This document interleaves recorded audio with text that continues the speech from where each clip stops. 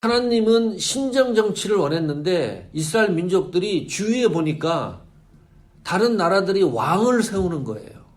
근데 이스라엘 민족은 그 당시까지만 해도 왕이 없었어요.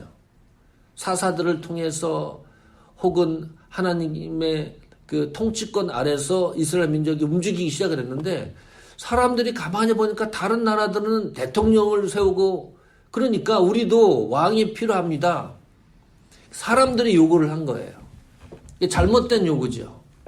하나님과 반대되는 요구를 했는데 희한한 거는 하나님이 그 요구를 들어주셨습니다. 우리가 어떨 때는요, 잘못된 요구를 하나님이 허락하시는 경우가 있습니다. 그때는 각오를 해야 돼요. 그러니까 이스라엘 민족들이 정말 힘들었습니다. 사울왕 세워놓고. 그 다음 왕이 다윗입니다. 2대 왕이. 3대가 솔로몬입니다. 솔로몬 사후에 이스라엘 민족이 두 나라로 분단 국가가 됩니다. 북쪽은 이스라엘, 남쪽은 유다. 북쪽 이스라엘은 12지파가 있었잖아요. 10지파가 소속돼 있었어요. 그래서 나라를 만든 겁니다. 그 남쪽 유다는 유다 민족과 그리고 베냐민 지파, 이 두 지파만 속해 있었어요. 게임이 안 되는 거예요. 나라가 아니에요, 유다는 사실은. 그쪽으로 다 쏠림 현상이 있었으니까 북쪽 이스라엘은 그래도 나라의 기틀이 잡혀갔는데 유다 이 나라는 나라라고 볼 수가 없는 어쩌면 동네와 같은, 그래서 분단이 됐거든요. 그런데 북쪽 이스라엘은 아시리아에게 먼저 멸망을 당했습니다. 흔적조차가 없이 이 지구상에서 사라졌습니다. 하나님은 남쪽 유다, 동네와 같은 작은 나라를 가지고 하나님의 역사를 지금까지 이끌어오고 있잖아요. 이 남쪽 유다도 결국은 605년 바벨론에 의해서 멸망을 당합니다. 그때 바벨론 왕이 느부갓네살 왕입니다. 그때의 포로로 잡혀갔던 사람들 중에 한 명이 다니엘입니다. 1차 포로에서. 이때 다니엘 나이가 15살, 17살 정도입니다. 아주 젊은 청년이었을 때 이제 잡혀가게 된 거죠. 역사를 보면 느부갓네살 왕 시대에 총리 직위까지 올라갑니다. 포로로 잡혀간 사람이. 그리고 바벨론 느부갓네살 사후에 벨사살이라는 느부갓네살 아들이 왕의 직위에 올랐는데 느부갓네살 왕이 죽고 난 후에 다니엘이 총리직에서 물러납니다. 왜냐하면 내가 섬기던 대통령이 돌아가셨으니까 총리직에서 내려와서 하야하는 거죠. 그런데 벨사살 왕이 다시 총리로 재임명을 해요. 두 번째 된 거죠. 그러다가 바벨론 이 제국이 최고의 강대국으로 생각을 했는데 메데 바사가 또 일어납니다. 페르시아에 의해서 바벨론이 멸망이 당해요. 그 나라에서 또 한 번 총리로 임명이 됩니다. 3번 총리가 되는 거예요. 포로로 잡혀갔는데 다리오 왕 때. 자, 다니엘은 귀족과 왕족 출신입니다. 그러니까 유다 민족이 작은 마을과 같은 아주 조그만 나라였지만 바벨론의 멸망을 당하지 않았다 그러면 아마 유다 민족의 대통령도 될 수 있었던 그런 인물입니다. 다니엘이. 그 다니엘에 대한 정보를 보면 총명과 지혜가 아주 뛰어났고 그 다음에 이상과 몽저, 다른 사람이 없는 것이 있다 그랬어요. 이거는 하나님 그 신앙심은 뭐 말할 것도 없고 아주 그 특심한 그런 하나님의 보살핌에 있었던 인물이었기 때문에 바벨론 포로가 안 됐다 그러면 유다 민족에서 대통령이 될 만한 그런 인격자 인물이었습니다. 근데 바벨론 포로로 잡혀갔잖아요. 그러니까 사실상 모든 꿈이 상실된 것과 마찬가지죠. 그렇게 똘똘했던 이 다니엘이 포로로 잡혀가는 것으로 인해서 자기가 꿈꿔왔던 또 그만한 직위에 올라갈 수 있었던 이런 모든 위치가 일순간에 무너진 겁니다. 그런데 바벨론의 포로로 잡혀갔는데 총리가 될 거란 꿈도 꾸지 않았지만은 고위직에 올라갈 수 있는 찬스가 생긴 거예요. 느부갓네살 왕 그 통치하에서. 엄청난 찬스가 생겼는데 다니엘이 그 찬스를 거부합니다. 거부하는 이유가 신앙과 연관해 봐서 그것이 맞지 않다. 이게 원인이었어요.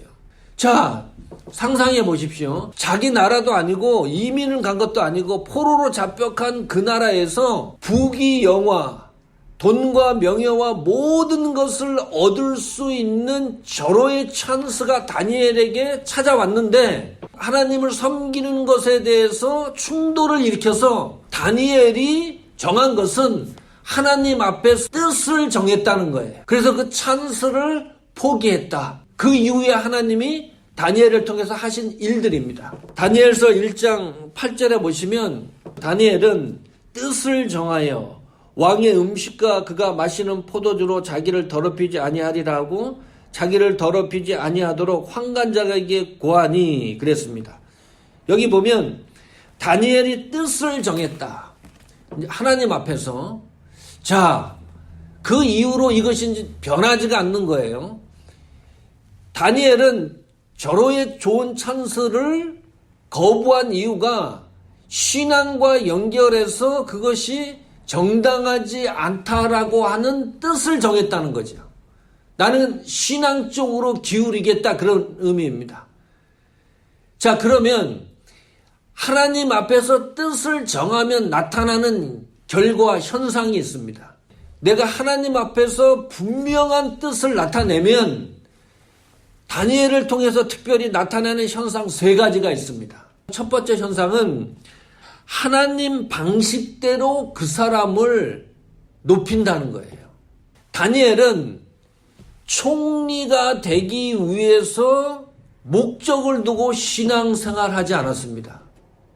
다시 말하면 내가 부자 되기 위해서, 잘 살기 위해서, 어떤 몸을 고치기 위해서, 자녀들이 잘 되기 위해서 그런 어떤 목적을 두고서 다니엘은 신앙생활하지 않았다는 거예요. 그런데 다니엘은 그런 목적을 두고서 신앙생활하지 않았는데 하나님의 방식대로 결과적으로 보니까 다니엘을 총리 직위까지 하나님이 높였다는 거예요. 거의 일상에서 일어나지 않는 일입니다. 작은 교회에서 큰 교회로 사람들이 이동을 하지 큰 교회에서 작은 교회로 이동하는 경우는 극히 드뭅니다.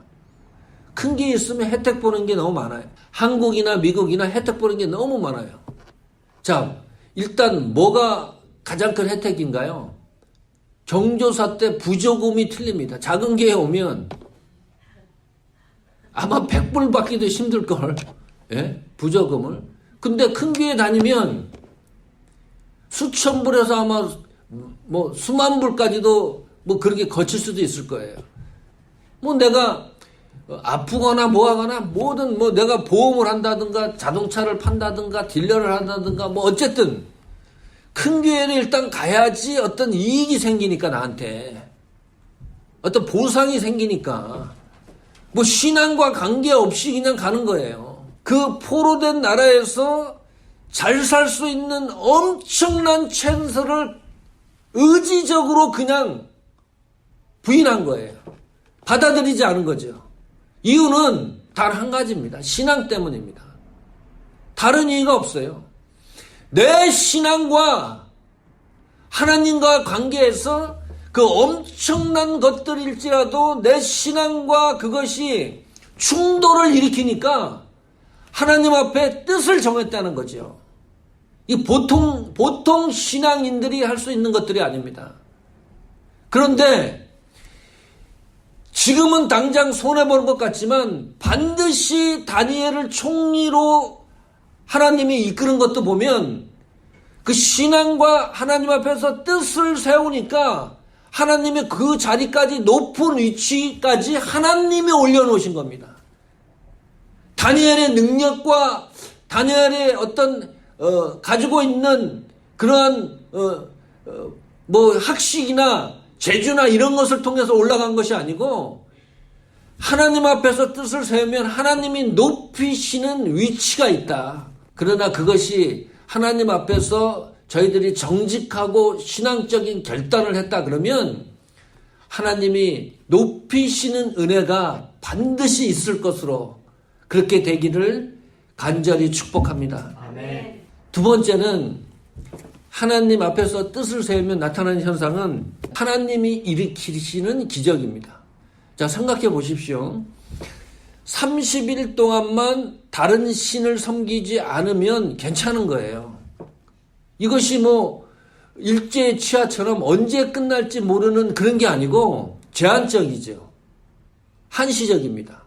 그런데 다니엘이 그것을 받아들이지 않는 거예요. 31시적인데도 받아들이지 않는 거예요. 우리가 살다 보면 사업이 잘 됐을 때도 있고 또 사업이 안 됐을 때도 있고 뭐 휘청거려서 정리했을 때도 있고 그러다 보면 돈 문제도 생길 수가 있고 사업의 문제도 있고 자녀들의 어떤 문제가 있잖아요. 우리가 이 세상 살아가면서 지금 다니엘에게도 그런 문제가 발생한 거예요. 한시적이지만 이건 엄청난 문제입니다. 생명과도 직결되는 아주 심각한 문제입니다. 예를 들면 내가 지금 당장 돈이 필요한데 당장 필요한 거예요. 그러니까 엄청난 문제죠, 나한테. 그런데 그 문제가 하나님과 나와 관계에서 가만히 생각을 해보면 찝찝한 경우가 생기는 경우가 있습니다. 다니엘과 같은 경우에요. 한시적으로 받아들이면 살 수는 있지만 하나님과 내 신앙 관계에서 살펴보면 너무너무 찝찝한 거라 이게. 행위로 나타나야 되는 거기 때문에 이쪽으로 가면 완전히 살 수 있지만 그것을 결정을 하면 내 신앙과 하나님과 관계가 너무너무 찝찝한 그 마음이 있는 거지요. 그렇다고 할 경우에는 돈 문제가 아닙니다. 사람들이 자꾸 착각하는 거예요. 내가 돈이 필요하면 그것이 돈 문제라고 생각을 하는데 그게 아니라는 거지. 오늘 성경이 말하는 것은 하나님 앞에 뜻을 정했다고 하는 것은 그 문제를 해결하는 데 있어서 하나님과 내 관계가 찝찝하다 그러면 이 문제는 건강의 문제도 아니고 돈 문제도 아니고 그 문제는 신앙의 문제로 풀어야 된다는 거예요. 이걸 놓친다는 거죠. 참 이게 쉽고도 어려운 겁니다. 그런데 예수 믿는 성도들에게 하나님이 주시는 신앙적 양심의 자유가 있거든요. 어떤 문제가 발생을 하면 그 문제를 해결하는데 이것이 하나님과 나와의 관계에서 찝찝함이 있다 그러면 그 문제는 문제로 해결하면 안 되고 신앙적인 문제로 해결이 되어야 하나님이 주시는 특별한 기적이 있다는 거예요. 제가 하영록 티마스 회장님 그 이야기를 했었을 겁니다. 2008년에 금융위기가 있었잖아요, 미국에. 그런데 그 회사는 직원을 한 명도 해고를 안 했다 그랬습니다. 6개월 동안에요. 일이 안 들어오는 거예요. 금융위기니까. 근데 예비비를 이제 미리 만들어 놓고 직원들한테 월급을 주는 겁니다. 그것이 1년 한 6개월 정도까지는 견뎠대요. 일거리는 없고 직원 월급은 계속 나가고 회사를 문을 닫을 지경이 온 거예요. 그런데 이 회사 목적이 이웃을 위해 존재한다. 이것이 티마스 회사의 그 기업 정신이었잖아요. 그것을 지키기 위해서 하영록 회장이 계속 노력을 하는 겁니다. 다 이제 직원을 한 건데 몰아놓고 마지막으로 얘기를 하는 거예요. 이제는 견딜 힘이 없다. 우리에게 어떤 방법도 없다, 이제는. 그러면 이 중에는 누군가는 해고를 해야 되는 현상까지 우리가 왔다. 지금까지 잘 견뎠지만은. 그러니 기도해보자, 우리. 이게 방법이었어요. 아니, 지금 당장 돈이 필요하고 일거리가 필요하고 회사 직원들한테 월급을 줘야 되니까 어떤 방법론이 있어야 되는데 그게 문제잖아요. 그 문제를 풀기 위해서는 움직여서 해서 돈을 가지고 와야지만 해결되는데 하영록 회장님이 선택한 방법은 다른 얘기 안 하고 우리가 한번 이 문제를 정말 해결하기 위해서 기도해보자. 그러니까 직원들이 이상하게 생각을 하는 거죠. 그런데 한 달 후에 어떤 일이 일어났냐면 마이애미 구장에서 6,000대 들어가는 주차장 설계가 들어온 거예요. 우리가 어떨 때는요, 복잡한 문제들, 그런데 그 문제들을 잘 생각하면 돈이 필요하면 돈으로 해결해야 되는 문제들이 있잖아요. 그럼 사람들은 돈이 그 문제를 해결한다고 생각을 하고 거기에 많은 시간을 투자를 하는 거예요. 그런데 그런 문제를 해결하는 데 있어서 하나님과 내 관계가 찝찝한 게 있으면 또다시 얘기합니다. 그때는 이거는 신앙적인 문제로 해결해야 될 문제예요. 그럼 하나님이 상상을 초월할 정도로 돕는 겁니다. 지금 역사 이래로 기독교 역사를 보면 그렇게 한 사람들을 하나님이 주시는 아주 특별한 기적과 같은 일들이 너무너무 많습니다. 다니엘도 마찬가지예요. 한시적인 건데도 찝찝하니까 이거는 정치적 문제도 아니고 내 신앙적인 문제라고 생각을 한 거예요. 그래서 하나님 앞에 뜻을 정하고 그것을 지키려고 노력을 하니까 하나님이 세우는 겁니다. 아니 사자굴에 들어갔는데 사람이 살아나요. 이와 같은 기적이 세상 천지에 어디 있습니까? 이런 신앙의 역사를 뜻은 이런 놀라운 일들이 저희 교회와 우리 성도들 사이에서 나타날 것으로 축복합니다. 또 한 가지는 하나님 앞에 뜻을 정하고 움직이다 보면 어떤 현상이 일어나냐면 믿는 사람 안 믿는 사람이 저 사람은 하나님 사람이라고 인정을 합니다. 저 교회는 하나님이 살아계신다는 것을 증거하는 교회라고 믿는 사람 안 믿는 사람들이 생각을 한다는 거예요. 다니엘에 그랬습니다. 26절 한번 다시 보십시오. 다리오 왕이 얘기한 거예요. 다니엘의 하나님 앞에서 떨며 두려워할지니 하나님은 능력과 권능이 있는 분이시다. 그 하나님은 죽은 하나님이 아니고 살아계신 하나님이시다. 하나님은 영원히 변치 않는 하나님이시다.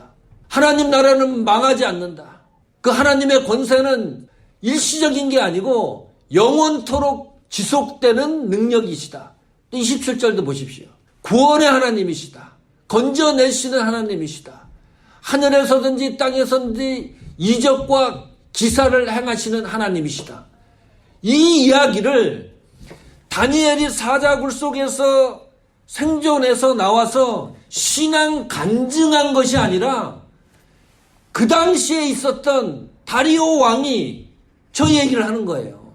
예수를 믿지 않는 사람이 살아계신 하나님인 것을 알게 하는, 저 사람은 정말 하나님의 사람이다. 저 교회는 정말 하나님이 살아계시는 교회라고 그냥 사람들이 인정을 하고 존중을 한다는 거죠. 예수 믿는데도 존중받지 못하는 시대예요, 저희가. 목사라 그래도 존중을 안 해줘요. 이 말씀처럼 하나님 앞에서 뜻을 정해서 하나님이 높이시는 축복, 그리고 내가 어떻게 해서 잘 되는 것이 아니라 정말 하나님이 기적을 베푸는, 그래서 세상 사람들과 많은 사람들이 교회와 우리들을 하나님이 인정해주는, 존중받는 다시 시작되기를 간절히 축복합니다.